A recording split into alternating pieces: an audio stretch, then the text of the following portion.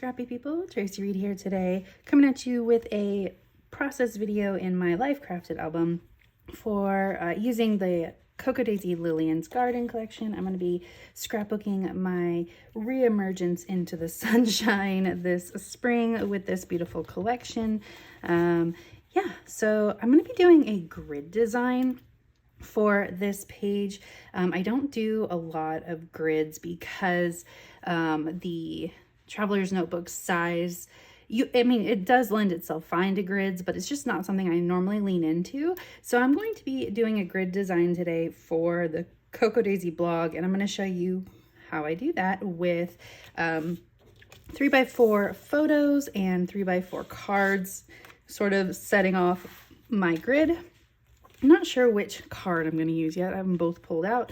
And then I also have this pocket that I think I'm going to use as part of the grid. I'm not sure if I'm going to stick my photo in here. I don't think it'll fit anyway. Might stick a tag in here, but just because you're using a grid doesn't mean that everything has to be perfectly square. It just means, for me, it just means that it's basically really linear and there's some nice spacing between the embellishments, and you could even do grids with circles. I'm just gonna play around here, and I'm gonna lean into the grid and see how it goes. So let's get started.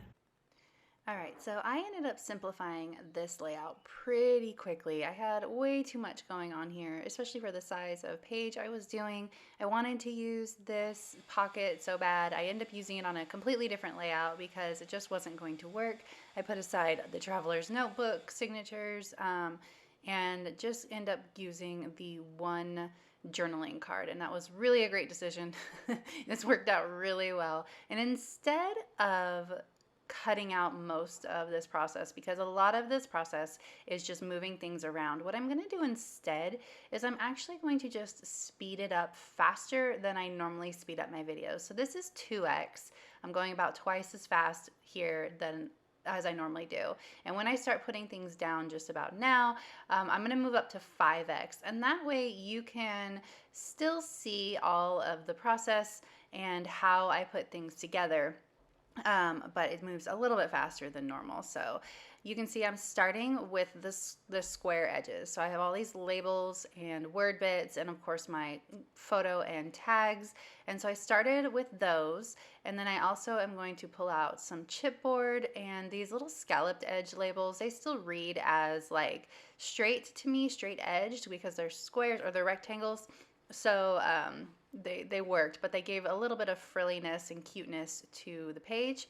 So I've got these straight edge tags, and I actually pulled out those clouds as well because I thought that the scallop worked well with the scalloped labels. So I'm going to start there, and I'm going to trim down some paper pieces as well. I'm actually not going to lean too heavily on paper pieces. I do put some down, but I really want to lean heavily into the embellishments instead, especially since a lot of Cocoa Daisy embellishments are like small labels, small word bits to fit the size of, like pocket pages and Traveler's Notebook pages.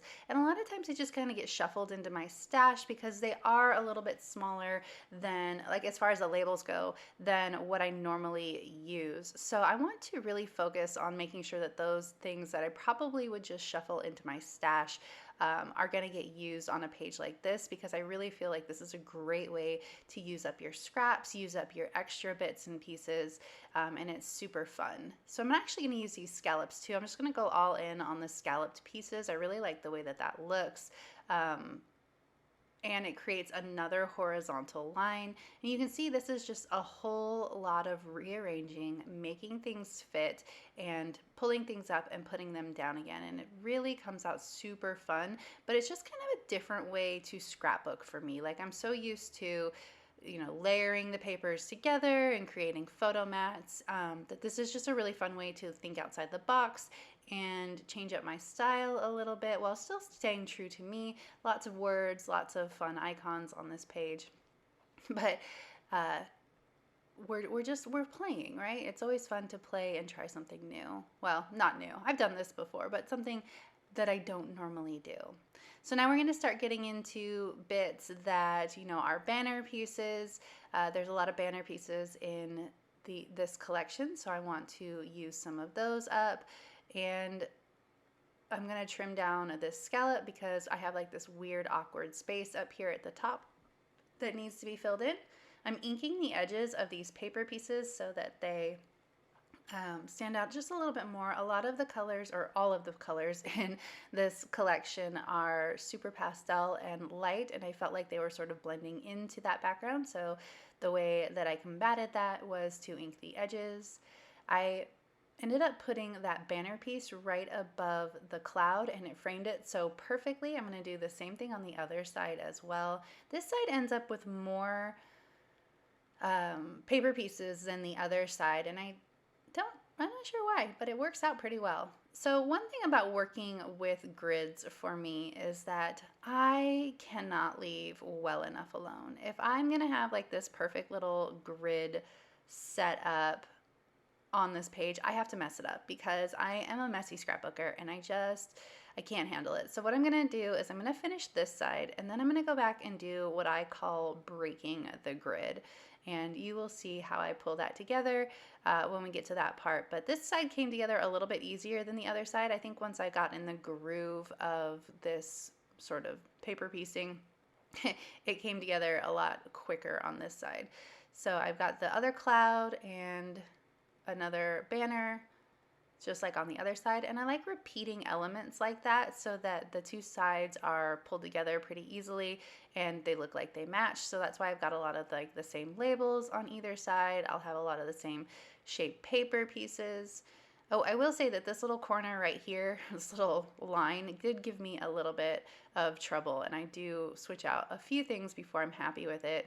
I think that scallop was too small, so I end up putting the thicker scallop down, and I think that helped. I kept switching out the labels because every time I would change colors for something, I needed to change the label so I didn't have like yellow and yellow next to each other or pink and pink next to each other. Use another tag on this side. Now we're moving everything up. Like I said, this gave me a little bit of trouble. Decided to switch these colors because I had a lot of gray up in that corner now, so we're going to put the blue down here instead. And of course I put it down crooked. Just trying to use all of these little bits and pieces and fill up the space and make it look nice and cohesive and well put together. We're getting there. I'm also making sure to use the same patterns on both sides of the page so that the patterns draw both sides together as well. All right, now I'm like, I need to find places to put this stuff. What else do I have here? When you're kind of running to the end of all of your die cuts. That's kind of what I was feeling here. All right, let's put this down. I think we're gonna put this down. And of course everything's crooked again because that's how I roll. This arrow was a lifesaver. More scallops. All right, I need one more thing. What am I gonna put there? Oh, word bit, of course. So I pulled that from the memory keeping sticker kit. I like to save all of my stickers for my planner, so I don't normally have them out on my desk, so I had to reach for that one. All right, so now we're going to break the grid. So the first way I'm going to do that is with these hexagons, and I'm going to make sure that they overlap the grid area in sort of awkward ways. I think that draws your eyes to them and makes it look intentional rather than like accidental, I guess. So I decided to put spring on the other side because I had that spring fever on the right hand side, so I didn't want it to say spring fever and spring vibes both in green in the same place. I used the puffy stickers. They had hexagons as well, and I put some word bits on those pattern bits. Now I'm going to break the grid again with all of this rub-on stitching. I'm going to cut it up and put it in different places, and that kind of messes with the clean lines because the stitching is messy and also of course overlaps the edges of the grid, so that helps to break the grid, like I said. Trying to figure out where everything goes, especially these zigzag ones. They really throw a wrench in that whole clean line thing. I'm going to rub all these down. I ended up making a corner with that straight line. I'm going to use some stamps and add those to the labels so that the labels aren't blank. I decided I was going to use the signs of a good day on both of those labels because I didn't really have a sentiment that fit that was different. So I just decided that having two signs of a good day was perfect. Then I had to pull out the 04 from last month because we weren't quite in May yet. So I used the 04 from last month's stamp set. And then the last thing I'm going to do is add florals to give a little bit of free form, not square things to this page. And then I'm going to call it good. So if you enjoyed this video, I'd love it if you give it a thumbs up. If you're new here, go ahead and subscribe. I would love to have you. If you don't already, you can follow me over on Instagram. I'm at Tracy M. Reed. I'd love to see you over there as well. There's a link to Cocoa Daisy in the description box below, and I will see you next time. Thank you.